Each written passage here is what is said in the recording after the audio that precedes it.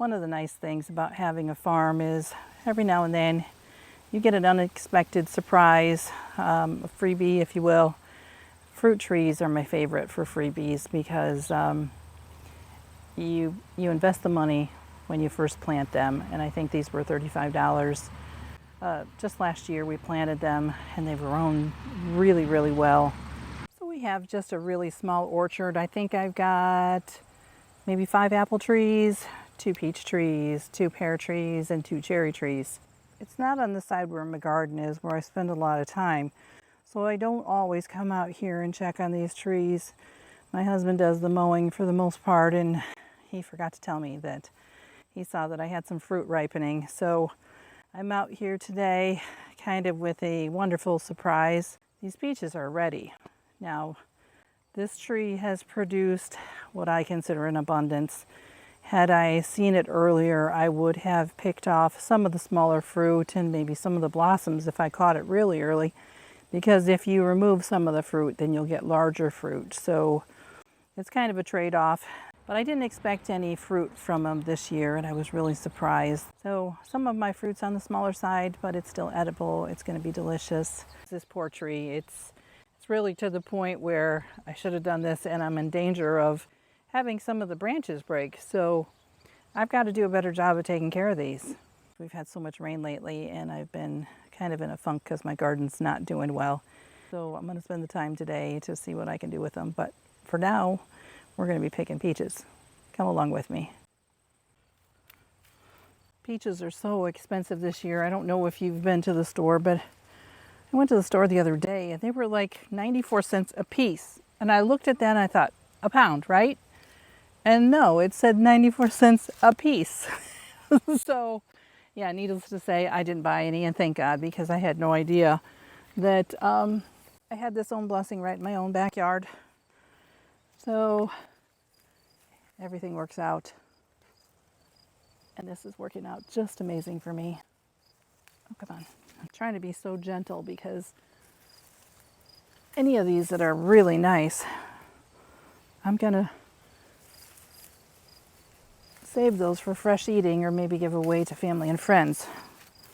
Because this is probably going to be more than we need. But that's okay because in my experience, fruit trees don't always give consistently year after year. You might have a bumper crop one year and then go a year or two without a very significant crop, and some years none at all. So my point is, get it while the getting's good and make sure that you do something with the blessings that you have and just don't let it slip by. So I'm a little pressed for time.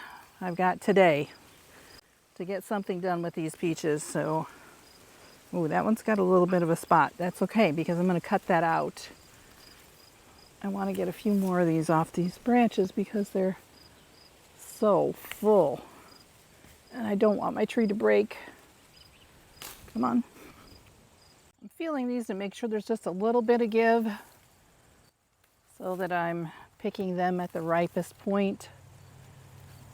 And some of them are still a little hard. Since I've got an abundance here, I'm just going to take in, yeah, that one's not coming free very easily, so we'll skip that one for now. These little ones are squishy. Not bad, but just to where my finger will make an impression. If it was rock hard, then it's not quite ripe. And this peach is just about perfect. I can put a little pressure on there and you'll see just a very minute indent. I can also give it just a little bit of a squeeze and I can feel it give. That gives you an indication that it's ripe. Very juicy.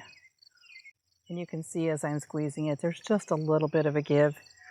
It's a little bit more pronounced since it's cut away from the core or cut away from the stone, but it just gives you an indication as far as how juicy and sweet it is. That is a really good peach.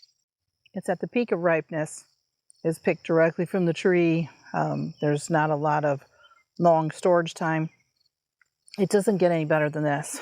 It's going to retain all that flavor There's no graininess or grittiness to the inside of this peach. It's very smooth, and that's what you want.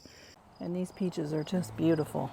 So a lot of times with peaches, you'll come across some damage that was caused by bugs. And for instance, there's a spot, and here's an area that has some bug damage.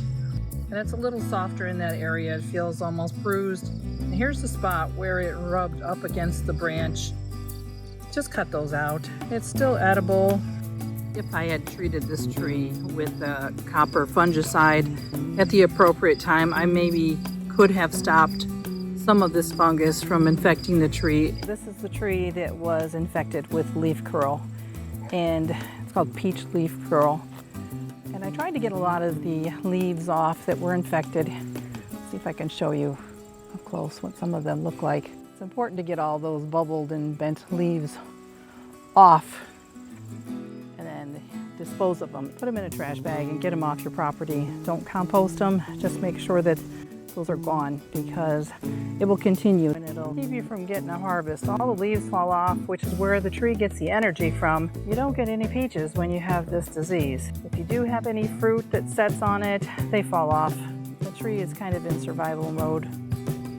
One other thing that I wanted to mention, I think is kind of important, is this fruit needs to be cleaned up. It's already attracting a lot of wasps and bees, and we're going to get on that and get that cleaned up as well.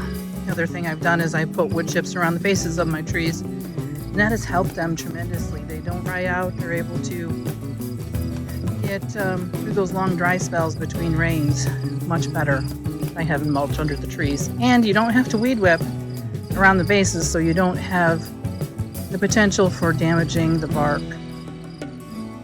If you have the opportunity, if you have a backyard or a place where you can put a fruit tree, choose something that's easy. Apples are kind of difficult because a lot of them will have blemishes or diseases unless you choose a variety that is resistant to some of those funguses and diseases that are prevalent in your area. So do a little research before you go out and purchase a fruit tree. And some trees require that you have two. So to get proper pollination, you often have to have two trees. Sometimes two different varieties will do much better than two of the same thing. But my point is, once you invest the money and the time to get them planted, you have years and years afterwards where you can reap the benefits for just a little bit of input. And that's what makes fruit harvesting so wonderful. And again, another reason why I love having my little orchard.